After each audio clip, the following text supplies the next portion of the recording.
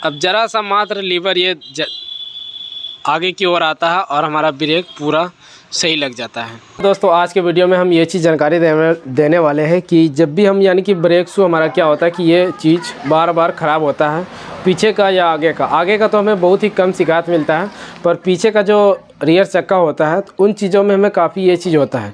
जब हमारी bike 50,000 60,000 kilometre चल जाती है या 5 साल 4 साल हो जाती है तो इसके बाद हमारा क्या होता है कि ये जो ब्रेक शू है ये हम बार बार डलवाते हैं और महीना 15 दिन इस तरीके से चलता है और फिर ख़राब हो जाता है। तो इस तरीके से काफ़ी आपने प्रॉब्लम देखा होगा।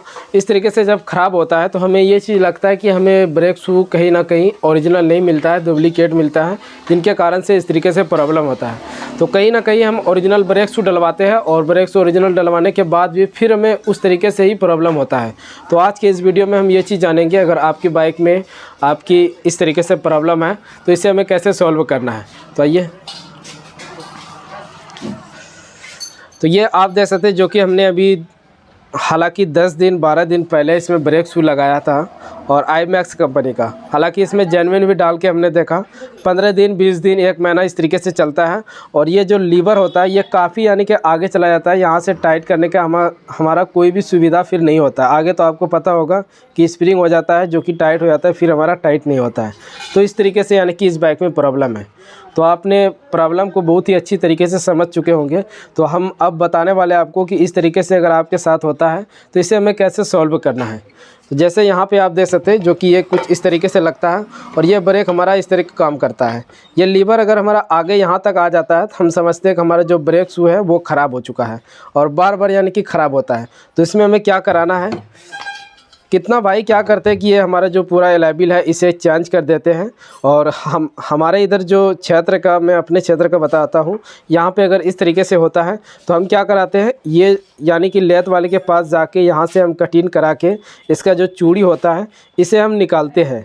इसे निकलवा के फिर इसमें दूसरा चूड़ी हम डालते हैं, तभी जो हमारा काम है वो पूरा सक्सेस हो जाता है और हमें पूरी एलाबिल बदलने की ज़रूरत नहीं पड़ता है। ये चीज़ हमारा अलग से इसमें बैठा हुआ होता है। जिस तरीके से ब्लॉक किट सिलेंडर में बैठता है उसी तरीके से यहाँ पे एक स्लिप ठोकाता है।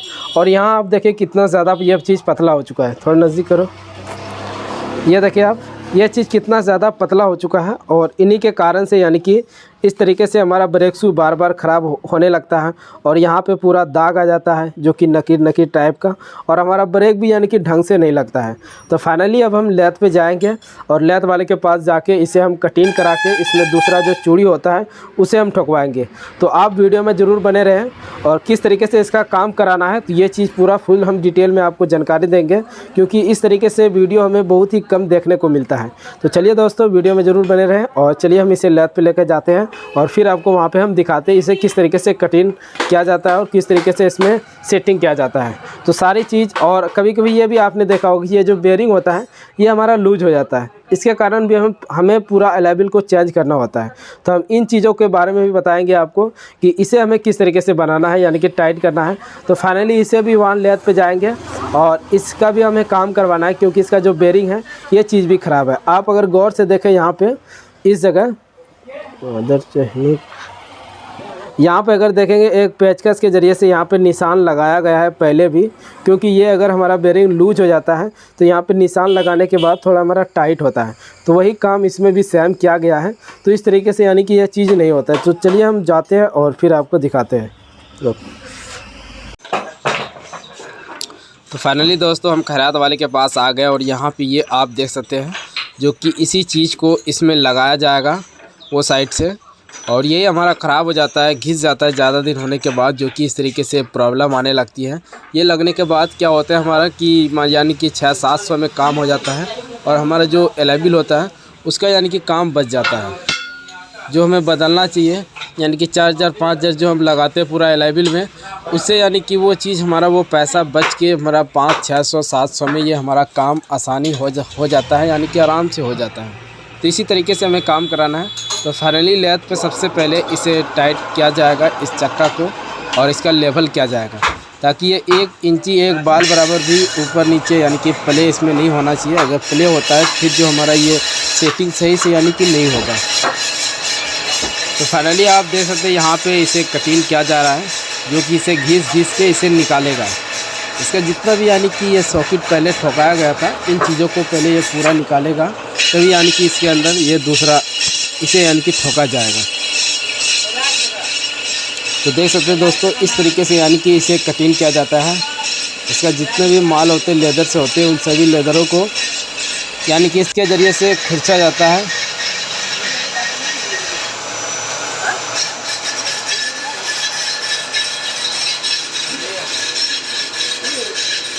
तो 500 का काम दोस्तों, ये 5000 का काम दोस्तों हमारा 500 में ही हो जाता है। तो ये हमें बहुत ही, ऐसा नहीं कि हमारा ये फिर ख़राब हो जाएगा, उस तरीके से बिल्कुल भी नहीं है, बहुत ही मस्त काम होता है।